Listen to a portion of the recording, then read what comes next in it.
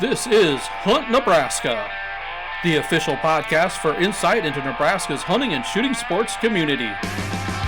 Be sure to give us a follow on Facebook, our space for sharing stories, information, tips, and techniques. Now, Hunt Nebraska. Welcome into the Hunt Nebraska podcast for our chilly edition. It's finally cooling off out there quite a bit. I know many of you have gotten a bunch of snow and colder weather. If this is cooling off, what's cold? That's what I was getting at. It's like, this is freezing. Folks, as we're sitting here in the cabin, I mean, we're about ready to start up the fire pit that you can't see right outside of the camera view, but it's like single digits, Kyle. It's above zero. Not on the Celsius scale. That's a cut off for my dog and her, nice insulated with straw, everything else, dog kennel. When it gets below that zero mark or feels like below zero, that's when she is always full-time inside playing. So that's kind of the cutoff there. But it's so you're not down to that. And there's not like a foot of snow out there. So it's not. No, not a foot. We're just under that. But just under. I was going to say, thank goodness we're the ones that get to decide that, because my Ruby would be just rolling around in the snow full-time, regardless of how cold it is. Is 12 the same way? Does she like the snow? I mean, like, she's fine in it, but I could tell she started picking up her paws. I'm like, what are you doing? It's like, oh, it's because it's cold. Well, and last night took Ruby out in the dark, and it was one of those things that I wanted to get things done. I wanted this transaction to happen pretty fast. It was supper time for the both of us, and it's just like, get it done, let's go. And what did she want to do? Roll in the snow. Go check that stick out. I think I saw a leaf fall over here. I hear a dog way off, in the distance. And she wanted to do anything but. Mm-hmm. And it's just kind of like, I'm cold. Well, let's go. And she's just like oblivious to it. Full coat of fur will do that for you. Yeah. Yeah. But so yes, it is cold. And it depends on what part of the state, because I was out west here earlier this week, and it was about twice as warm out there. It was around 50 degrees and a nice sunny day. Day without snow? With no snow out there. Boy. So I had to laugh that. I drove back east, and one of the few times I drive back east, it got colder. Did you hunt in shorts? Not quite. It was close, but also I was walking through some of that brush and stuff, and no one wants to do that. No. But very good. So we're going to talk a little bit on updates, because a lot of us put out our hunting goals on an earlier podcast here. So we're going to kind of revisit where we're at on that so far, if we had to do any revamping of what our goals are now partway through season, or some things along those lines. But before we get into that, I was going to talk about an article here in one of our latest Nebraska Land magazines here on our December issue. And it caught my eye, and it's the featured story there on the front page. It says the next generation of hunters. It's like, all right, that kind of caught my eye. What's that about? And we're having a debate. That's my generation, right? That's my generation of hunters. We're the next generation. Nice. That's what Pepsi called us. And so I assume that you guys are the one on deck. Is that the right baseball term? That would Am be I the even next. on the playing field then? You might be in the hole. That might be. Well, isn't that how that goes? Yep. At bat, on deck, in the hole. Mm-hmm. Yep. Okay. So it's an article written by Jeff Curris, and see, he's part of our next generation. He's my age. Sure, he enjoys hearing that one. Anyways, the very first line says, "Why are you on your phone?" And so pretty much saying it's a 21st century question that countless parents are now asking their teenage kids. So this article is going towards the newer generation, the one that's in whole. Next generation. Okay, Yeah. all right. But it's then a question about how technology is changing how we hunt and fish. And so I figured I throw a question out to each of you. It's the same question. Have each of you answer. What is one either app, technology, thing you use when you're out hunting? What's something that when you're going out with hunting? The next generation. Yeah. Well, thank you. Thank you for recognizing that, Shelby. I got to say that, and I know that this is going to chase down, and this isn't the only thing I do, But one of the things that I really loved is making that switch from the old plat books that had kind of, and the TAM books that would kind of show property boundaries and who owned what at times. In some counties here in Nebraska, you had to have 2 different books, and some they had it combined. But you had a hard copy. You had to go to the county courthouse to buy, and putting that to use. And then it's just lines. It's just lines on a blank piece of paper, white piece of paper.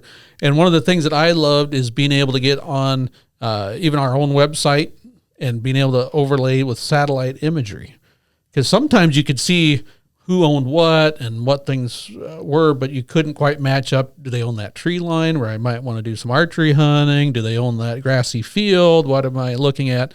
And that was always kind of it was cool finally seeing some topography and some of that aerial satellite photography, I guess you could say. And I remember printing that out and putting it. I've got a 3-ring binder someplace, or at least one of them probably survives with the several I put together of different spots when I'd go turkey hunting or pheasant hunting. Nowadays, that's pretty much on my phone. Yeah. And I don't have to worry about it. So that's another step. But I just love that, being able to jump on even our outdoornebraska.gov/maps page, get into our public access atlas, going in, zooming in on some of the walk-on areas, some of our wildlife management areas, and then being able to click on that satellite view of it. So yeah, that public access atlas and our interactive map online does a lot of helps a lot of hunters figure out where they go, and also shows all the work that our biologists are putting in to get more private lands enrolled to our public hunting access too. Now, I'm guessing that you guys, this is something that I have and I've had the ability to do it, but I haven't used it as much as I had this within the last probably calendar year, is I'd had spots that I hunted, especially some of the areas where I go either further away from home or dare I even say out of state from time to time. And I'll have, I'll find what I'm looking for. This is a great spot. Now I just need to remember it. And some of those are just like, well, I'll remember this. This is, it's on the corner of 127th and who knows, Alcove Street or something. And then 2 years later, you go back and try to find that. Just like, it said, look it, this is not the right spot. And you don't know if you're 5 miles off, a mile off, or anything like that. I've begun to mark it on my phone. Mm-hmm. And to me, that's just like, well, why? That's pretty handy. Now I know exactly where I want to go back to. But I'm assuming you guys have been doing it for some time. And I look at Shelby because I've seen all the dots on her map. And you don't just like, I want to come back to this spot. You sometimes add a little extra info to it. Yeah. For me, and I feel like most of my generation that's in the hole, I use Onyx Hunt. And I actually got a leak because I go through a lot of different states, but I will put pins. I will e-scout on there, and then I'll put pins of places I think that I want to go, and that's a specific color and for a certain species. And then when I go there and I actually hunt it, I always track, because that's my favorite feature on Onyx. In case I drop anything, then I can go find it again, and then I can also tell how far I went. But then whenever if I'm upland hunting, if I flush a bird, it'll be a blue pin. And then I'll write in the notes how many I flushed, what they were. If I got any, it'll switch to a green pin. And then I have vegetation pins that are yellow. So I'll put habitat, and then I'll say what the habitat was. So I can basically, when I go out there, I pin everything out. So like when you do look at my map, it is kind of colorful and there's a lot to look at. But then when I am at home and I'm like trying to decide where I go, I can just look and zoom in and all my information's there. And you have, if nothing else, sometimes like on a bird hunt, you've got some starting points. Yeah. Yeah. That's helpful. Places to try. And to me, that just sounds the previous version of journaling your hunts. After you go hunt, you write down what you saw, where you saw it, where it was out on the property, that type of stuff. And now you're just doing it strictly on the app. Mm-hmm. Well, one thing I found with a platform like On X is chasing pheasants recently. Realized that the type of weather made sense. Obviously, it was cold and snowy and all that type of stuff. They're going to be in a little bit thicker cover. And so I'm looking for cattails, looking for, public areas or even private property where I might get permission that has cattails. I didn't realize it until I really started digging into that platform or that app that I can have it identify likely wetland areas. Mm-hmm. And now, like you said, I've got a spot man, look at this. I've hunted over here, but I've never made it this far over. I just got to drive a few more miles west, and it looks like there's a bunch of cattails. And you drive there and just, there it is. And by trial and error, obviously it doesn't show exactly where the pheasants are going to be, and I wish it did at times. But at least it got me closer, and I could all right, this area here doesn't have anything, so I'm not even, Onyx doesn't say this is a public area, but it doesn't have the cover I'm looking for. On to the next one. I don't have to drive 10 miles to get there. I can go to the more likely spot. Well, also on Onyx, you can see what crops. So if I'm looking for specific crops, I can show corn and beans, and then that was from last year. So then I know if it was corn, it's beans this year, most likely. Yeah. And then millet, sorghum, all of that. You can pick whatever you want. It has the hunt zones in there, so I know what zones I need to be in. That's handy. Yes. And then also topography. So like you were saying, oh, I've seen this land. Well, now if I'm looking to try to hunt draws, then it'll show me where the draws are. And then I can just focus on those areas instead of walking around aimlessly for 10 miles. I feel like I'm only using like 5% of the capabilities of Well, and I think some of that is you're at that elite tier on that subscription, and it has different capabilities based on what subscription that you have. So I haven't used I don't have the topography stuff on my subscription for Onyx at all. You should. Oh. It should be on all Correct. of them. The only difference is how many states you have for elite. Oh, okay. It's that base layer map. That is Okay. the one that you have to adjust it for the topography. But yes, I We know. need to I threw have me a- for a loop. Onyx 101. I play with it. I just haven't played with it enough. Usually what I'm doing in the blind is I'm sitting there. I color code my pins based on what game I'm pursuing. And then I'll play with the little symbols to make sure that I know like parking, or this was like where we set up a blind. Now, do you no one knew you try to like where you park? You probably have the symbol of a Parking, yeah, I do. a truck or a car or something there. No, there's the little P for a park. Yeah, there's a little parking. parking P for symbol. park. Okay, Yeah. see, me, it's just like random, just like today my truck's going to be a pronghorn. I just and it's going to be pink, and it just I have fun with that. Now some of them make sense, but I'm always afraid, and this is probably the deer hunter in me, is that somehow I'm going to accidentally share my spots with everybody. And they're going to see, if I say this is where I saw that 160-inch deer, all of a sudden I'm going to walk out there sometime, and I'm not going to be the only one. Yeah, I'm here for a 160-inch deer. I saw it on a pin on the map. It just popped up. I don't You know have to why. text it to somebody, and they also have to have Onyx Yes. in order for you to share that. But- You So- say that, but That I is know. still a very valuable tool because I just used that this last week where I had going out to that So- western part. Had to here's a few grouse spot locations I went and scouted, and then all right, let's use this one. So as long as our federal aid Patty isn't listening, I can tell this story. Okay. Fish finder. That's the same spot I also will mark. Okay, I caught a fish here, caught a fish there, type stuff. And somehow I got into somebody else's. Again, I only know how to use like 5% of my fish finder graph or whatever you want to call it. And Rachel, I had something pop up to mine that said Bob's 29-inch walleye. Oh, And I'm just like, I'm there. And it was not a bad spot. So thank you, Bob. I don't know who you are, but it was pretty good. Now I've fished some of other Bob's spots, and he needs to work on those. But that's my fear is all of a sudden it's going to pop up. My problem is every once in a while you get back to that app and you're just like, why the heck's there a pink pronghorn sitting right here on the notes. road? I must have seen something there. This must have been good, and you don't remember. I need to work on the notes. Yeah, the probably. notes are super helpful. Yeah. I do that as well. well, so like there's a subject header for the pin. Maybe click on it and put parking instead of pronghorn. It's just got numbers and dates. And, Well, yeah, because otherwise they just say waypoint and like the date and Yep. time. yep. And then Spot you know at least when you 732. made the waypoint, but it doesn't tell you a whole lot else unless you know Now, what it is. I know there are some apps out there for the deer hunters that will help kind of figure out, all right, I've got a deer stand, a tree stand up that's good for a west wind. And you can kind of look and see, it'll help kind of zero in on what days are likely in the next 2 or 3 or something like that for the correct wind, so you can get into that stand and rather than hope and pray that it's going to be out there, or gives you a little bit more of the idea in that spot. Not necessarily, okay, I'm going after this town's wind direction, which is 10 miles away from my deer stand. It's picking it up down there supposedly. Does Onyx do that? I know there's some others that do. Onyx does have weather features, allows you to give real-time weather, and then Yeah. also a little bit predictive stuff as well. Okay. I think for deer hunting, I wouldn't necessarily use Onyx for the weather part, where I follow Jury Outdoors a lot. So I would use DeerCast in their app, DeerCast, because okay. they'll actually show the wind direction and like a track for it and tell you if this is the prime day to go deer hunting or not. They have a little bit more deer-based features in theirs, but does Hunt Stand do that at all? They might. Good. They might. And this just kind of goes to show you that there's more than one out there. It's amazing what's there. In fact, talking to a farm manager one time, he pulled out something that, to me, I use a platform like OnX, an app like that, where he had a different one that did something very similar, and then it had some other features that he could use to get exact acreages and lines and all that type of stuff. So it's amazing. OnX does help you figure out landowners. Yes. I will give it that. Yes, that's huge.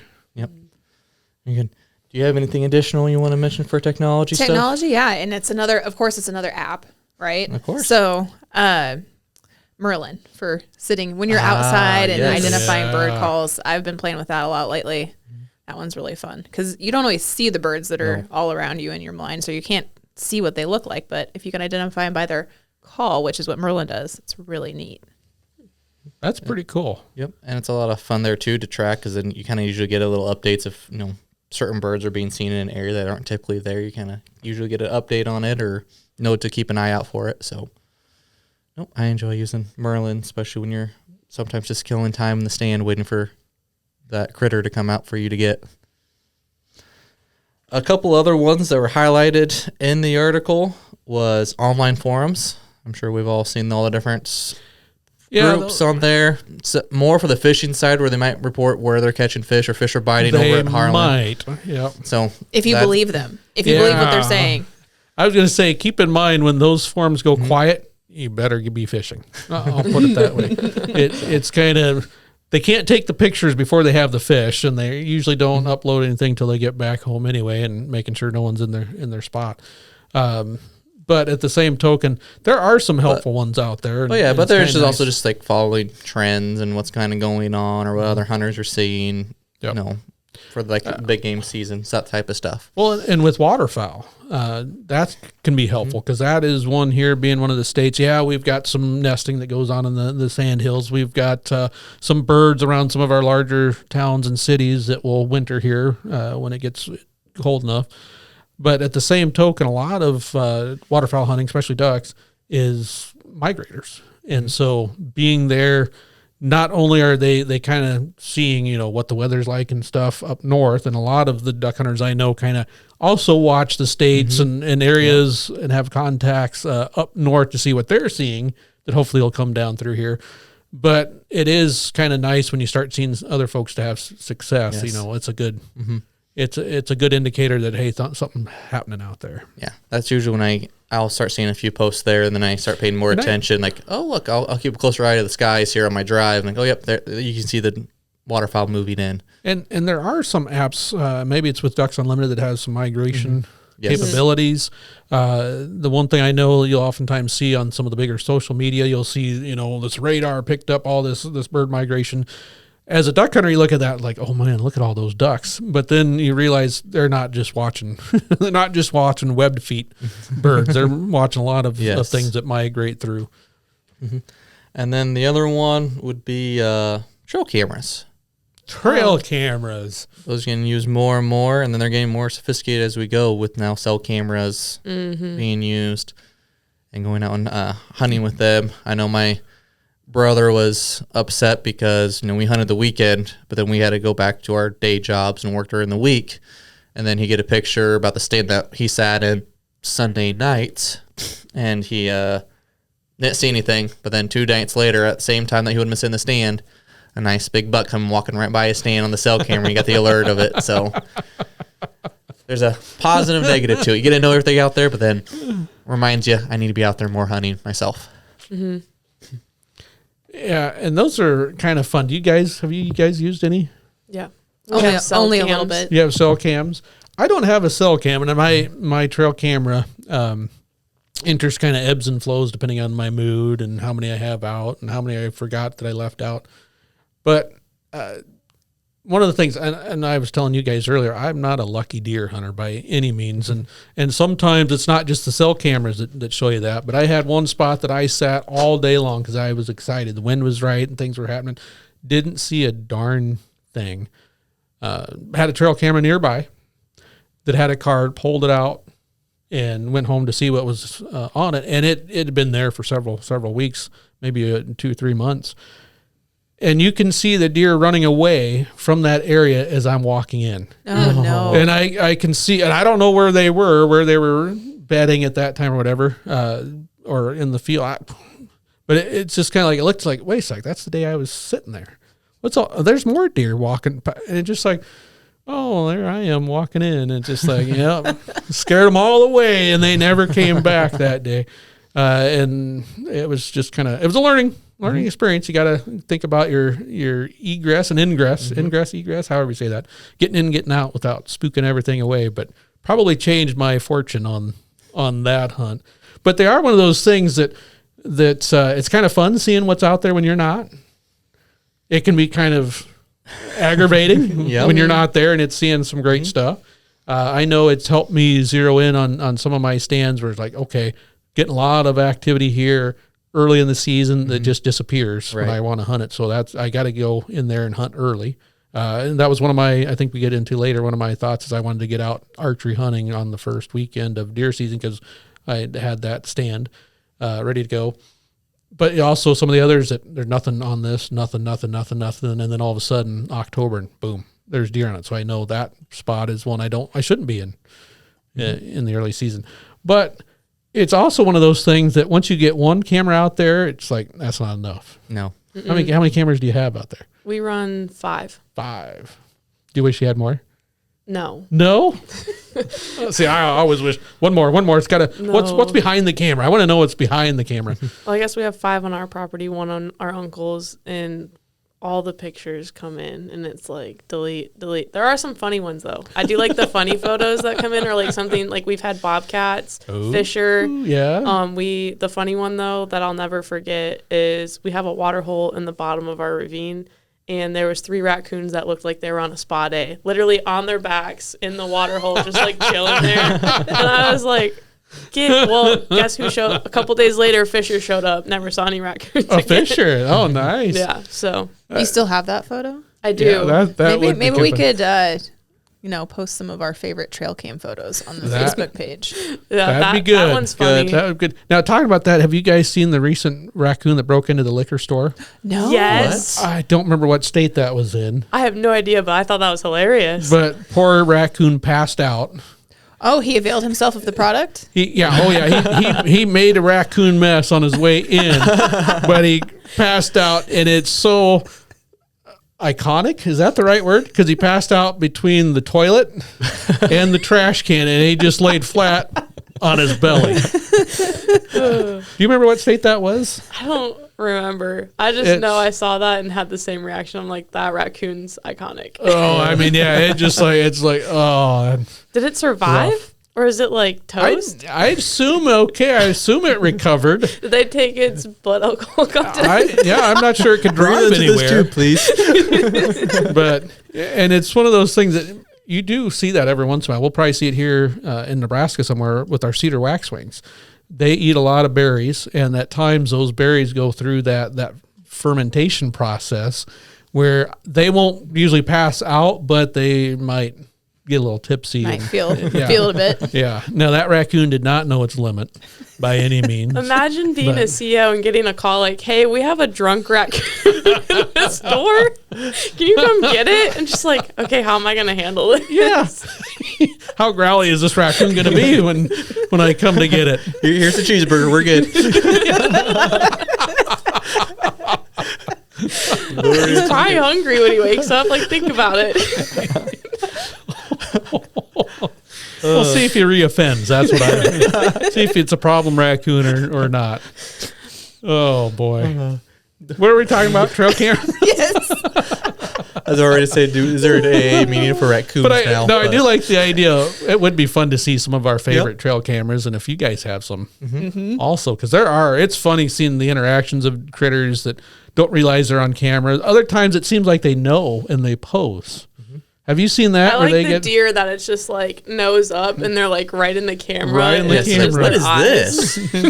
this? I've seen a lot of raccoons doing that where they've moved some of mine if they're not high enough up, that they'll get up there and sniff, and all of a sudden you see a white flash where they were right up, like you said, right up against it, and then all of a sudden I got a different view on this camera. It's turned sideways. Cows are really good at that. Yes, are they? cows like to mess with cameras. They do, and they'll stand over it after they knock it off the tree and get their picture taken several times.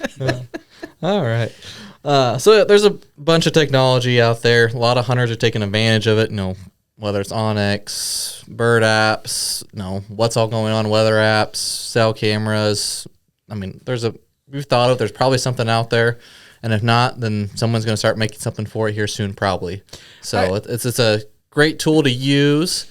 And it helps a lot of hunters out, but it never beats, actually getting out on the field and checking things out. Which I'm just going to toss out. This is one of those things that we've spent a lot of our time, how do we get people to disconnect? How do we get them away from some of those distractions in the electronic world and communications?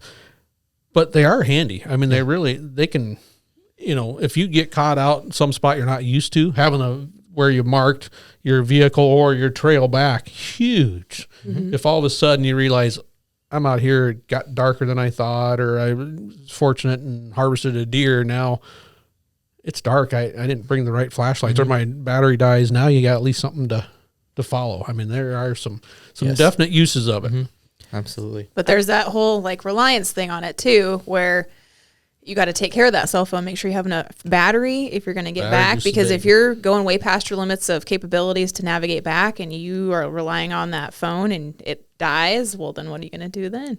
You have to have some backup skills to go with it. I'll switch mine to airplane mode, which helps. But And one of the things, a lot of these apps now too will do offline maps, which is really, really helpful. But that's a good point, because you're exactly right. I remember when the handheld GPSs came out. That was so nice, rather than orienteering your way through an unknown area with a map and compass, and having to figure that all out. And because with those, you definitely had to know which way you went to begin with and which way you were progressing, moving, so you knew how to get back.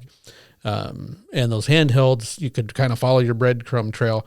Now, as I found on an elk hunt, that if you lose your GPS on that hunt somewhere, then you're out of luck. And somewhere that GPS is probably still turned on, knows exactly where it is, but it doesn't tell me. But that said, it is one of those things, battery packs and all that.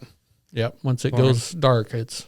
And I guess another one I didn't even mention, our own Game and Parks app for our permits to have your own hunting licenses. Have you guys printed out? I mean, deer permits, big game permits, you have to have a hard copy. Do you guys have paper copies of your small game permits, your turkey permits? Yeah. Or do you have? I like just having on it your in my phone? hand. I got the hard card. You got the hard card? I love the hard card. But there's a lot of times where if I go hunting, I might want to just leave that in the truck and just trust my phone instead. And I rely on my phone quite a bit for that. And I've got to, during those wet days or rainy days, I've had to figure out how to protect that. But then that same thing goes, it applies. If you get checked and all of a sudden your phone is dead, now you're in a little bit of trouble. Had that happen this year. One of our very own out checking hunters and was in a public hunting area. He checked me as well. I couldn't bring it up. Now, I had screenshots. There you go. Of it, which was, I'm glad I did that. That's kind of one of my fail-safe things as well. But it was, and, it was. I was standing in a spot with good reception as well, but it wouldn't allow me to log into that mobile app. Or I could get in the mobile app, it wouldn't then show the QR code and some of that stuff. When I tried to hit the privilege button, nothing was happening. Oh, no. So make sure you have, technology is great, but always have your fail-safes for it. Yep. Good point. All right. Well, the other topic I was going to bring up was we all had some goals we set aside for ourselves. I mean, we didn't push anything on each other, but we set up what we want to do this upcoming hunting season. I want to kind of touch base on how that's going, and if you had to do any editing or revamping of your goals here for the bit of last month or two of season. I didn't realize there was going to be a quiz. Did Yeah, you? I did not do my homework on this. I did not review what my goals were, so we might have to just help each other out with some of that. So I'll pick on Shelby first. Yeah. So I knew the first main goal being coming into Nebraska, not having the opportunity to ever harvest one of these yet, was going after a Bobwhite quail. Oh, yeah. So I know you were very excited. You were talking about it for quite some time. How did that go? I got one. I got a couple. Success. Oh, hang on. Hey! Was it opening day?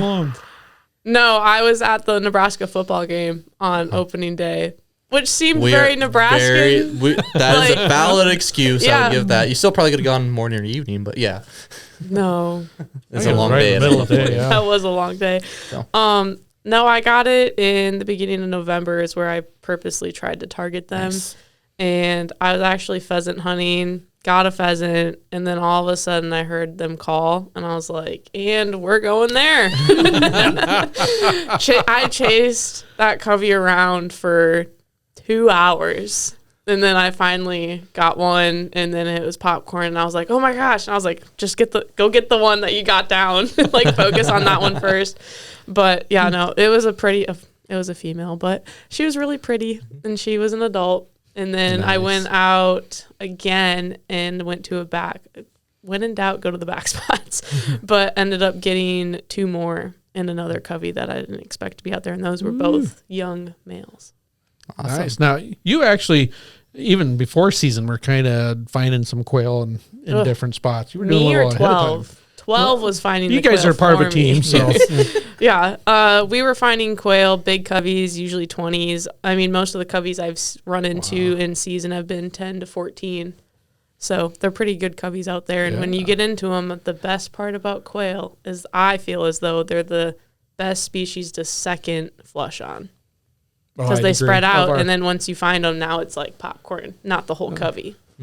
I'd agree with that because you think of our other upland birds and the 2 grouse species, prairie chickens and sharptails, you might not see them land.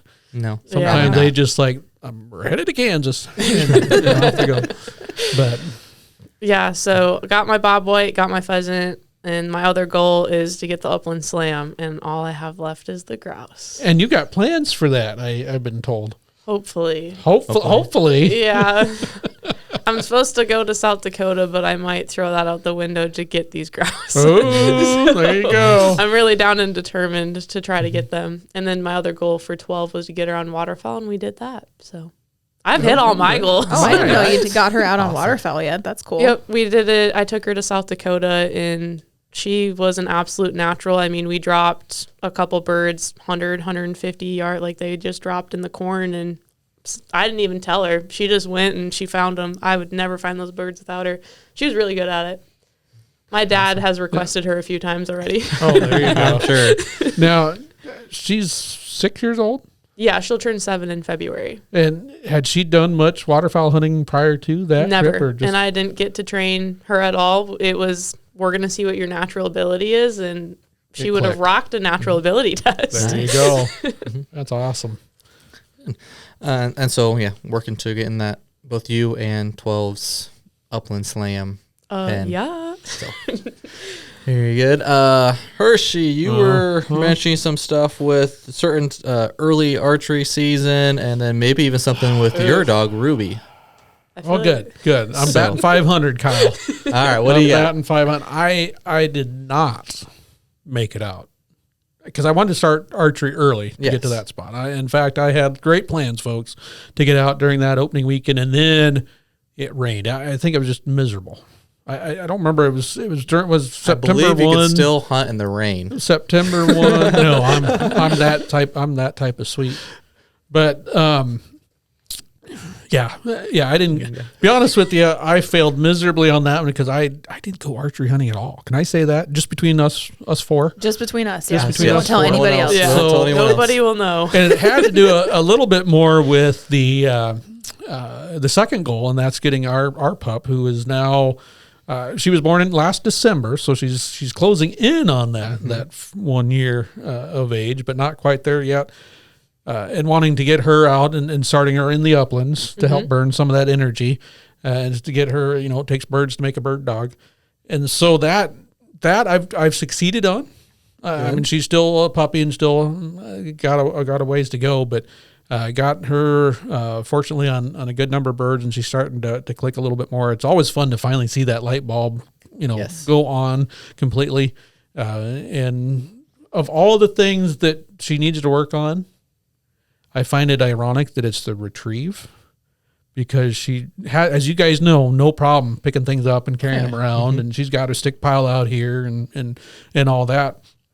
But she still got that puppy just like, this is mine.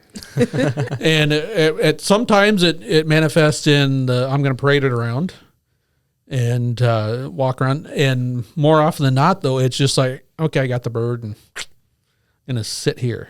And if you want it, come get it. And it just kind of defeats the whole idea of having a dog that retrieves. And so we're having that discussion. That's half the battle. Half the battle. I mean, the hardest part usually for me when I knock down a bird is finding the bird initially. So if you can at least knock off half the battle, there's a step. Yeah. She's done well. She's tracked down at least a couple that I wouldn't have found, which is kind of nice.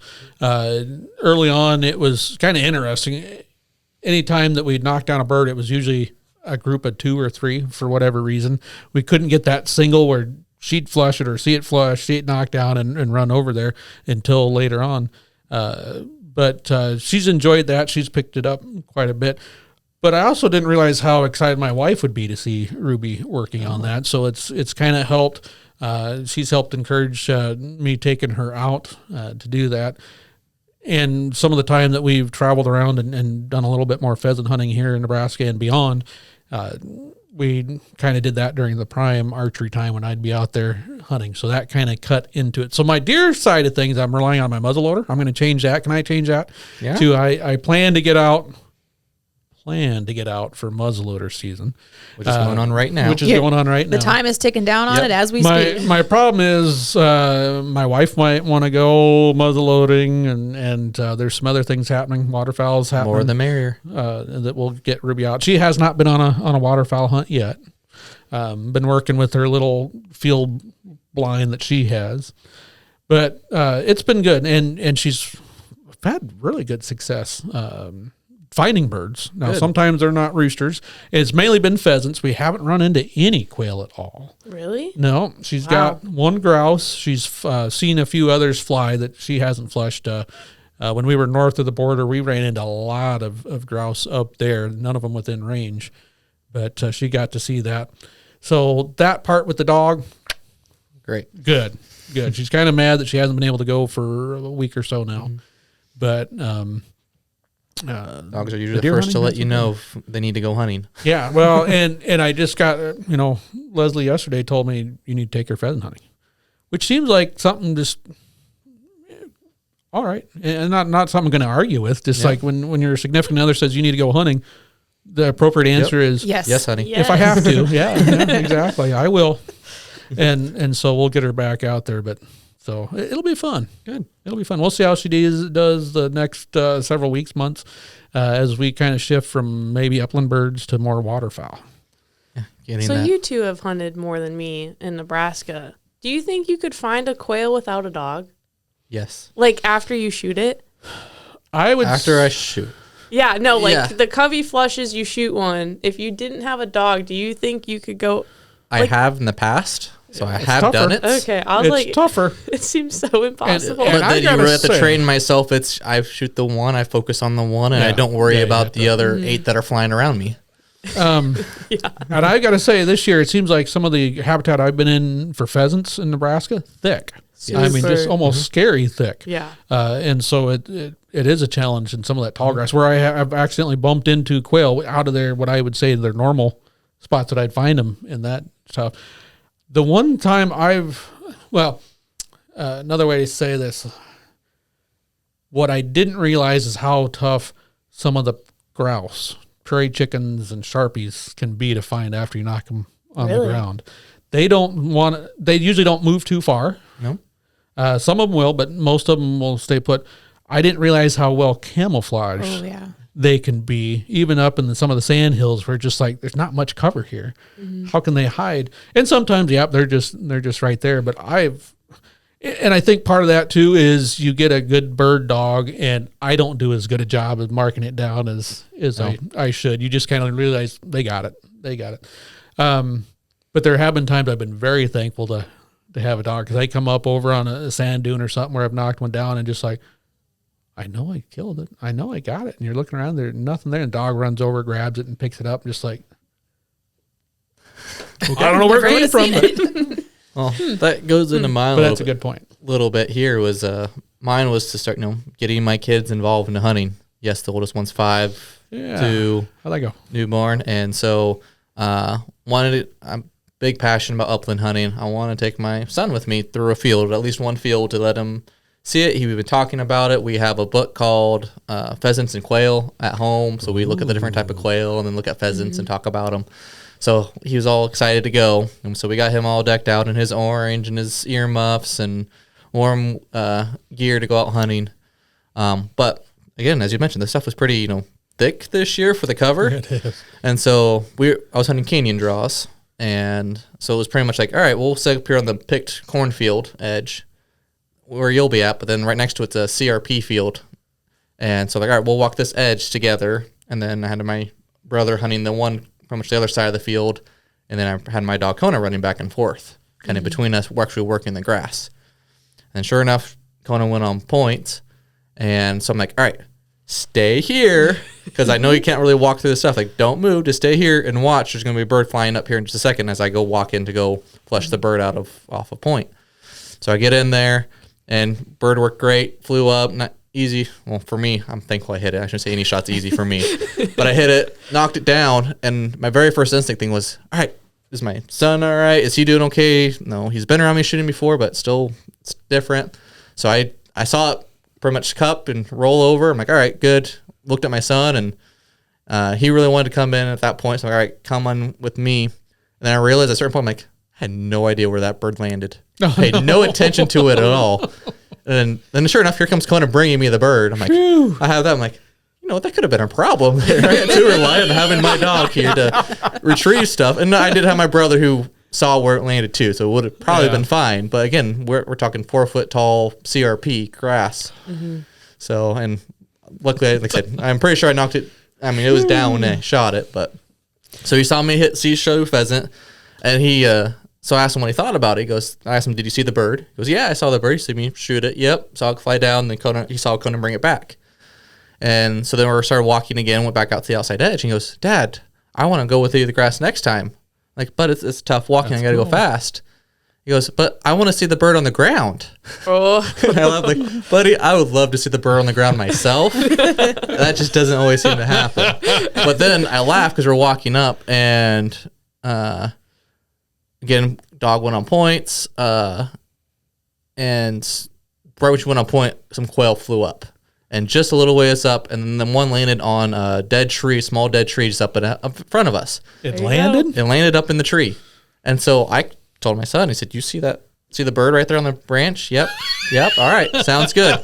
I'm going to send Kona over there. Yeah. And then once that bird flies up, I'm going to shoot it. Yeah. You got it? And he goes, yep. So I'm on point there. I'm like, as soon as that bird just gets a few inches off that branch, I'm going to pull the trigger. Like, let's wait for it up. Yeah. So I get there, and it flies up maybe a foot off that branch. I shoot, and it just drops straight back down. And my son goes, where did it go? So, but then, Kona retrieved it, brought it back, and he saw it. And so he got to see me shoot a pheasant and a quail there.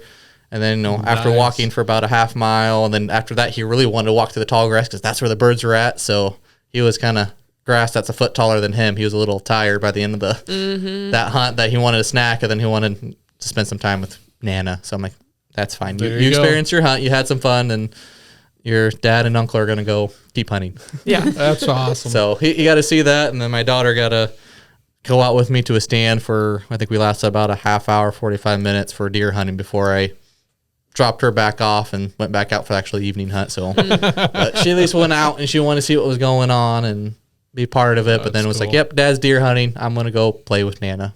That's just fine. This is not as fine. exciting as I thought it was going to be. Yeah. As a 2.5-year-old, there's only so much excitement there is looking at a field, but it was nice that she's still excited about hunting and that and still in it. And then I left the 7-month-old at home now, so I'll give that one a little more time to mature before Left out. get him involved. So it's been a success so far with them, and got a cool picture with my son with holding the birds, because he used to not want to touch the birds, but since he saw him shot, he now was willing to hold them. He's okay.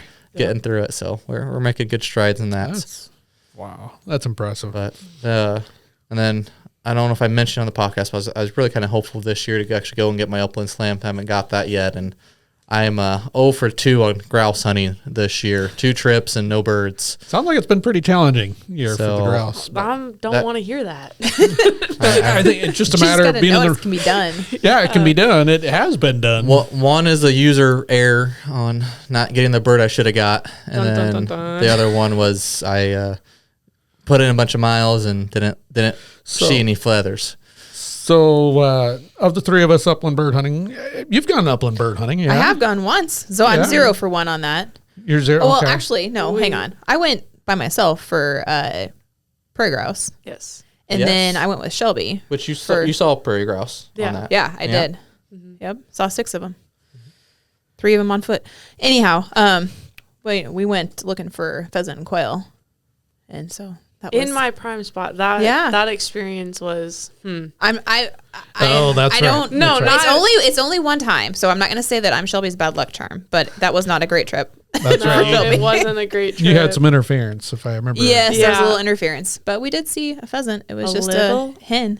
A little interference. Yikes. There was some interference. So you've got a pheasant and a quail. Yep. You're looking for the 2 grouse species. You're looking for, if we're going to do the upland slam, you're looking for all of them. all 4 of them. Yeah. Okay. All right. You've got the pheasant and quail. Yeah. So you're just looking for the grouse species as well. Yeah. And I'm a little different in that I've got a sharp tail and a pheasant, and haven't seen a chicken or a quail yet. I can get you on a quail. I might be looking for that. The sharp tail thing might be, or not the sharp tail, the prairie chicken's what I need. I got a sharp tail, so the prairie chicken might be the tricky one. Because I don't know when I'll be in prairie chicken country unless it's a wayward chicken. See, I have a spot lined up for prairie chicken, but my sharp tail, I'm about out of options here. I have to make another trip west or north again to find something. I'd say that I've probably seen more grouse out of Nebraska this year than I have in. Is there a way to tell if it's right on the border? Is there a way to tell if the grouse is from Nebraska? You have to ask it. Even if I harvest it in the other state? Is there a way to Do we check? want smarter birds or dumber birds in Nebraska? Is there like I said, if they stay close, you potentially call them dumber birds, but don't you want that for the state? Yeah, I always go with the thought that dumber birds taste better. Because They do. the smart ones are tough, stringy, been around too long. Yep. I've never hunted prairie chicken, or bobwhite. So most of my slam is new. I've never shot a sharptail because my dad put a clinic on in Canada. Yeah. So They're all my different. rest of my slam is all new. All new. And I've never done anything. And they're different. Quail are different than pheasants. I mean, some of the spots that you think of running into, they will overlap. I mean, there are spots within Nebraska where all 4 can be found. But I'm with where I grew up was about 30 minutes. I could get to about all of them. But even between sharptails and prairie chickens, there's times where I think of chickens a little bit more lower down in maybe the meadows, and sharptails more in the hills but they'll overmix. And I've seen them both come up at the same group. But I've been trying to get that's what's more going to happen pheasants. is you're going to go on a hunt, and all of a sudden it's going to come together, and boom, boom. You're And going to I'll have be a like, chicken and a grouse, and just I'm out. Taking the rest of the year off. 9 o'clock in the morning. What am I going to do the rest of the day? And that's how my opening day of pheasant season went. Was that pheasant and quail that happened within the first 20 minutes of hunting. I'm happy it did when my son was with me, but then after that, it's like, oh, I didn't get another shot off at a pheasant the rest of the time. I should just call it quits there. So, did you start looking in more trees for quail just to see if they? It's just weird when they cheat this like was that. the most. We probably saw well over 100 quail throughout that trip. And so throughout it, and most of it was in that heavier tree areas is where we were finding it. Yeah. So, but yeah, because that cubby that we fleshed out was out of pretty much a wood pile, burn pile, and then went up to the one tree that was just still standing in that area. So interesting. Yeah, Ruby and I flushed a rooster pheasant out of a cedar tree, the very top of a cedar tree. Yep. And Ruby, neither one of us were expecting it. Neither one of us were working. All of a sudden, we hear pop, pop, pop, pop, pop. We look up, and there's this rooster flying away, and neither I didn't shoot, but Ruby looked back at me and was like, "Can they do that? Is that allowed? And I just like, they're not supposed to. They're not I have supposed a to. spot that I hunt that it's mainly just a tree line, and with some weedy grass right around it. It's not very big, but we always end up. I've shot multiple pheasants out of it, even though it's mostly all Are trees. they coming out of the trees? I mean, not from the base of the tree, but I'm talking this one was way up there. It had to be 10, 12 foot off the ground. It was The a big times tree. I've seen pheasants up there has been when we did the netting of pheasants at nights. Oh, Where yeah. we release the birds after we capture, band them, collar them, and you watch them, and they fly straight to the trees, up into the trees. And it always threw me for a loop that I just didn't. And I've seen them in trees and on top of random things, but usually where they can see you and all that. This one had to watch us. I mean, it flushed 10 yards away, but none of us were. Well, I should say neither Ruby or I were looking in that direction. It just because you hear wings and you're looking around, it's like I don't see anything flushing, and it goes over top. And it would have been a neat shot if I would have been ready and tried it, but it just stupid things. Just got to invent something new each time for you to figure out. We got to hear. Yes. We're almost running out of time, but we haven't got are, to hear yeah. that. Up here with So I did do a little bit of homework, and I wasn't in the goals podcast, so we actually have not spoken that one into the universe. So you got to make new goals now. yeah. Well, what's your goal for the rest of the Wow. season? Well, so probably the goal that wasn't spoken previously to this was to get a turkey with my bow, and that did not happen yet either. Not for like That's Not for effort, spring, though. not for fall. Tag soup for both. That's- So 2026. Archery turkey's a tough one. yeah. Yep. Yeah, that's a big goal. It is. So we're gonna probably roll that over to next year. Okay, all right. That's still a goal. We won't be around the first 2 weeks of turkey season, just so you know. We don't have anything important during that time, right? They can phone me in or something. I don't know. We're working from home, and we're just we have our phone in the blind. And we're just like, oh yeah, I answered that email. I do that a lot. I'm a big lover. If the weather's right, that when our archery spring turkey season starts March 25th, big believer in being out. Yeah. There's birds to be had out there. Sometimes it can be feast or famine if they haven't broken up a lot, but usually they're singing all the good things that turkey hunters want to hear, and there's a spot in there that it's hard to beat the rest of the season. I'm sold on it. Okay. But the weather has to be there. I've been out in 15-degree weather. That's not as much fun. No. So what's your goal for this rest of this season? Just to get a quail or a pheasant. I'm not going to necessarily. That's my goal for Rachel. The because Rachel I'm Carlson taking her slam. out. Yeah. She's got to do it over 12. Because I got to at least have one of the pheasant tail feathers to measure against everybody else that has one. Oh, we should wrap it up with that. There, No, we There's- didn't forget that. there might be a change to the leaderboard going on in our longest tail feather contest. I feel like you've been working me too hard while you just get a hunt the whole time. That's what That's like happened. a smart Oh, business yeah. decision there. Hey, she could do this for me real That quick while I sounds go like hunt this day. that sounds like strategy right there. Yeah. Cheating the system. No, just playing within the rules that are there. That's You what it make is. the rules is the worst part. So we have a new leader. Boo. I was waiting It's for breakable. some sort of note here. Which one is it going to be? It's breakable. No, Well, we have the where's the applause clapping? again. Where's the? Oh, here you go. There's our, Oh, Shelby. so measure. You went out here. This was just the last 2 weeks. You got the pheasant out here. I think that it was a little bit longer till right before Thanksgiving. Yeah, I think it was. I think it was. And folks, we just kind of that informal. It used to be a long tail feather contest in a lot of different restaurants, bars, businesses throughout, and there still are some, which is kind of cool. And so we decided. I don't know how we decided to do that, but we just we've got a running goal right now. There's 3 entries in it, or 3 individuals entries. One Bobwhite quail which is not in the lead. I didn't even measure now. my tail yet for my Bobwhite. You're going to have to. You might be leading that division. Right now, Megan's got that.